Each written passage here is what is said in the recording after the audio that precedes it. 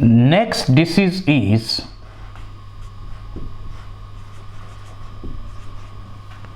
filariasis or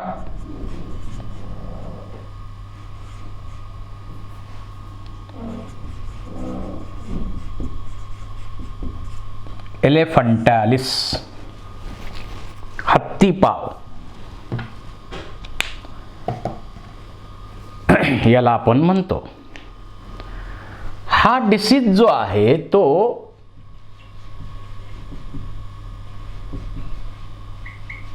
हेल्मिंथस जो round वर्म आहे त्यामुळं होतो. निमॅटोड आहे त्यामुळं होतो. आणि त्या निमॅटोडचं नाव आहे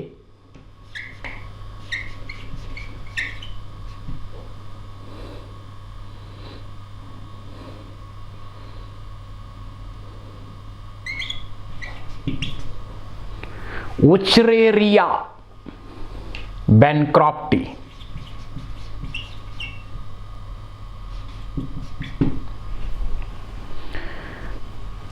एक निमॅटोड आहे, राऊंड वर्म आहे, हेल्मिंथस आहे, उचरेरिया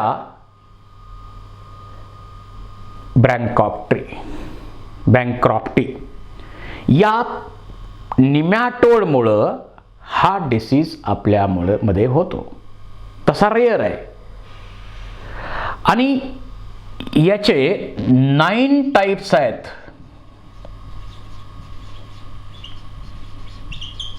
निमॅटोडचे 9 टाइप्स आहेत या निमॅटोडचे. आता हा ट्रान्सफर कसा होतो तर हा सुद्धा व्हेक्टर बॉर्न डिसीज आहे. याच्यामध्ये सुद्धा दोन ऑर्गॅनिझम लागतात. इथं डायजेनेटिक म्हणू आपण, 2 होस्ट लागतात त्याला आपण डायजेनेटिक म्हणतो. इथंही 2 होस्ट लागतात. याच्यामध्ये ह्यूमन हा डेफिनाइट होस्ट आहे आणि क्युलेक्स मॉस्किटो सेकंडरी होस्ट आहे. क्युलेक्स मॉस्किटो सेकंडरी होस्ट आहे यामध्ये. आता याचं लाईफ सायकल कसं होतं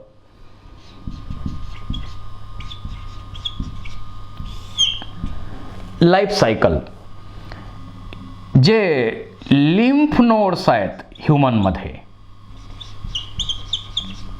जे लिम्फ नोड्स आहेत किंवा लिम्फ ग्लँड्स म्हणू आपण, लिम्फ वेसल्स असतील त्याच्यामध्ये याचा ॲडल्ट राहतो. याचा जो ॲडल्ट आहे तो तिथं राहत असतो. आपल्या लिम्फॅटिक व्हेसल्स किंवा लिम्फॅटिक ग्लँड्स, लिम्फ नोड्स यामध्ये या निमॅटोडचा ॲडल्ट राहत असतो आणि त्याच ठिकाणी याचं ब्रीडिंग होणार.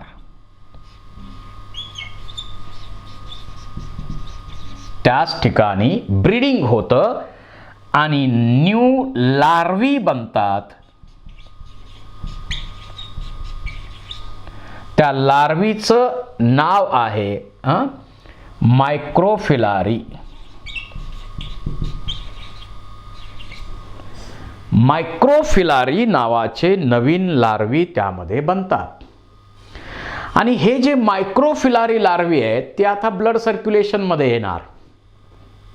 हे ब्लड सर्क्युलेशन मध्ये येणार आणि ज्यावेळी मॉस्किटो बाईट केला जाईल काय होईल, काय केलं जाईल, हे लार्वी मायक्रोफिलारी सक केले जातील आणि सक करून मॉस्किटो बॉडीमध्ये इथं female Culex मॉस्किटोमध्ये 3 times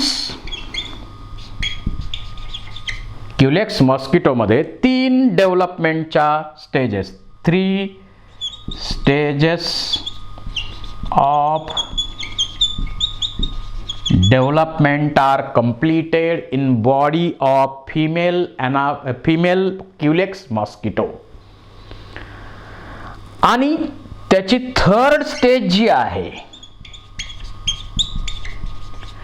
it is a highly infective.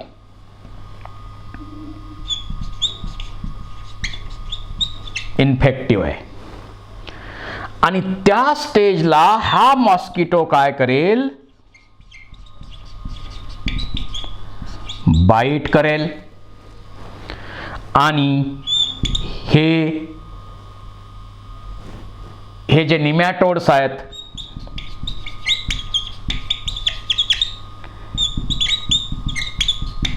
Injected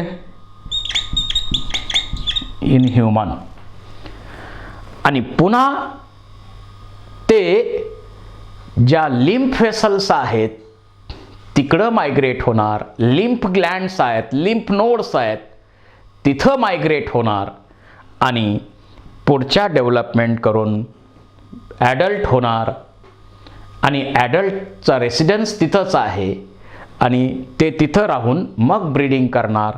अशा प्रकारे या फिलारियासिसचा जो निमॅटोड आहे, उचरेरिया बँक्रॉप्टी, हा जो निमॅटोड आहे त्या निमॅटोडसाठी अशा प्रकारे 2 होस्ट लागतात. त्याच्यापैकी ह्युमन हा डेफिनेट होस्ट आहे आणि मॉस्किटो क्युलेक्स मॉस्किटो जे आहेत ते सेकंडरी होस्ट आहेत. सेकंडरी होस्ट यामध्ये आहेत.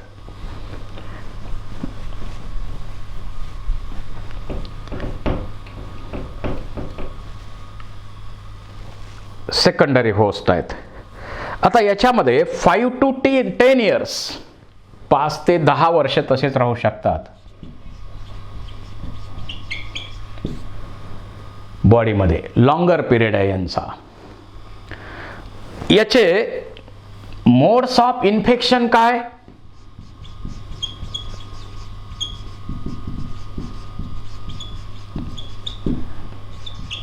क्युलेक्स मॉस्किटो कडनं इन्फेक्शन होणार. सिम्पटम्स काय आहेत, ज्यावेळी हे फिलारियल वर्म्स जे आहेत, राऊंड वर्म्स जे आहेत, हे फिलारियल वर्म्स आपल्या बॉडीमध्ये गेल्यानंतर काय होणार, swelling of lower part of leg. म्हणजे पूर्वी समजा आपला पाय असा आहे,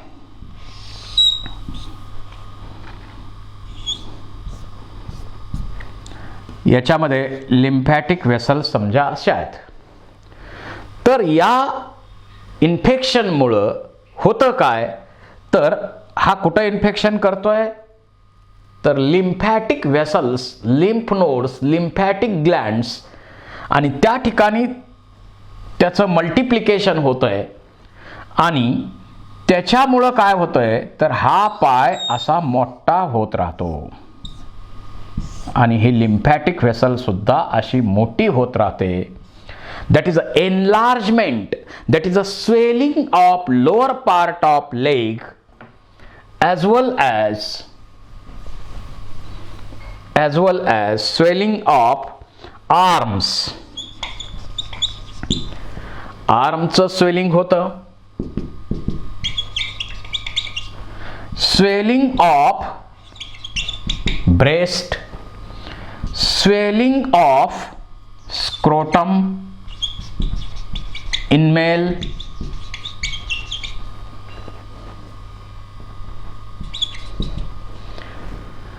ब्रेस्टचं स्वेलिंग, स्क्रोटमचं स्वेलिंग, हे स्वेलिंग होतं आणि मोठा पाय दिसतो आपल्याला, हत्तीसारखा पाय याचा दिसतो आणि हत्ती पाव रोग असं याचं त्यामुळं नाव ठेवलेलं आहे. आणि त्याचबरोबर फेवर आहे,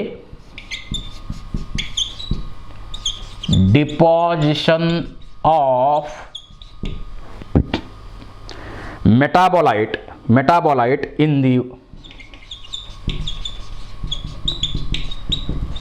in the wall of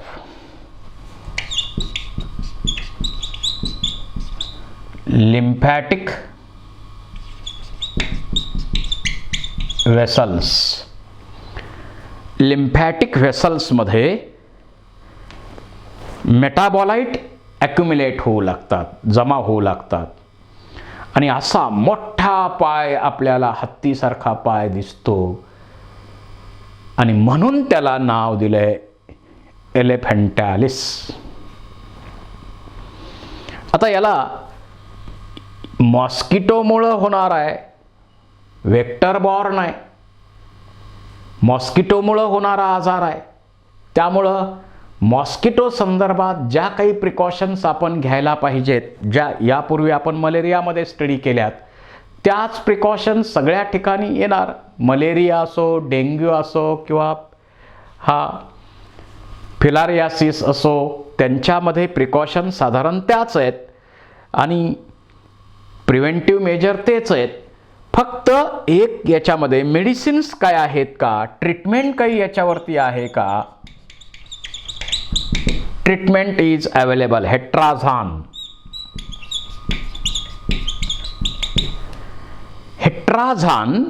आणि डायइथिल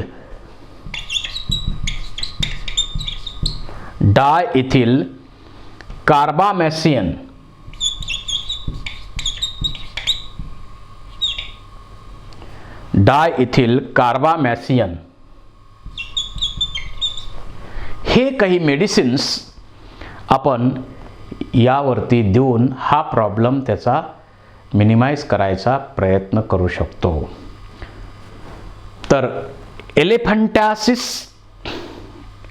एलिफंटालिस किंवा फिलारियासिस हा प्रॉब्लेम याप्रमाणे.